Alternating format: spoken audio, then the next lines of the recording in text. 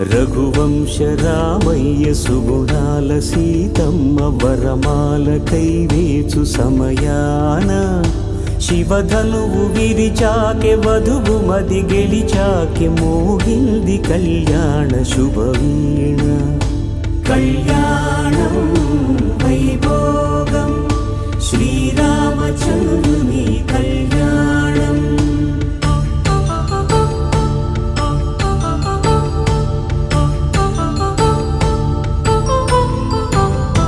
అపరంజితరుణి అందాల రమణి వినగానే కృష్ణయ్య లీలామృతం.